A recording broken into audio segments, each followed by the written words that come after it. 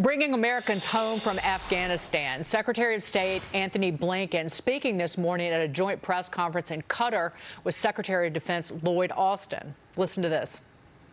We're working around the clock with NGOs, with members of Congress, and advocacy groups, providing any and all information and doing all we can to clear any roadblocks that they've identified, to make sure that charter flights carrying Americans or others to whom we have a special responsibility can depart Afghanistan safely. We've also been engaging with the Taliban on this topic, including in recent hours. They've said that they will let people with travel documents freely depart. We will hold them. This comes amid reports that the State Department is delaying charter flights out of Afghanistan, holding American citizen and Afghan allies left behind in the U.S. withdrawal. Joining me now, Fox News senior strategic analyst, General Jack Keane. General, just to clarify that, there was some conflicting reports over the weekend. Congressman Michael McCall blamed the Taliban for holding those flights at the Mazar-e-Sharif airfield in the north. Then there was news the State Department blocked the exit, but as of yesterday, midday, the State Department was telling the press it no longer was in the country and couldn't control who leaves. But this is just an example of the mess and morass left behind by the U.S. and the very people we abandoned, Americans. Yeah, it brings into question what kind of a plan we really do have here now that we're out of the country entirely. I've received the same anecdotal feedback that you're reporting here from various veterans groups that are working to try to get people out. That it's the State Department that is indeed the obstacle, and specifically that case at Mazar-e-Sharif airfield. And they're telling the Taliban not to let those flights go. For one of the reasons I understand, but this is not the exclusive reason, is that the flight is heading to another country. That country does not want the people to stay there. They'll keep them there for a temporary period of time, like hours as opposed to days, so that they can onward move to another site where the United States and its government services would be receiving them. So that's one of the problems. And that tells me that we really don't have as effective a plan here right now after all of the U.S. presence is out of Afghanistan. I think we're going to get worsening anecdotal feedback on the obstacles and impediments that are out there to our American citizens and our Afghan partners getting out. And by the way, the anecdotal evidence that I have, and others share in this view certainly, is that we have actually hundreds of American citizens there, not 100 as Secretary Blinken is testifying to here publicly. And I think it may be even greater than that, because we don't have a lot of resolution in terms of what has taken place in the environs outside of Kabul, where people could not get to the Kabul airport. And we've identified that as a problem right from the beginning. The Taliban now says it's taken over the last provincial capital of Afghanistan. The video shows Taliban fighters raising the group's flag there yesterday.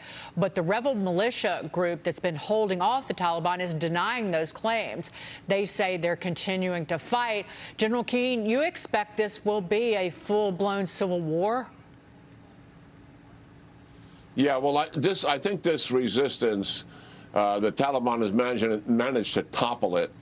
And what is stunning here and so disappointing, but not surprising, is that the Pakistan military aided and abetted them, providing drone strikes and other weapons for them to be able to dominate what was taking place there with the resistance group. And I want to remind our audience, the reason why this war was protracted is certainly U.S. policies at times that were ineffective. I grant you that. But the second primary reason is because of the two sanctuaries that the Palestinian military provided for the Afghan Taliban leadership and their fighters in Pakistan, in two different places. They provided that for 20 years.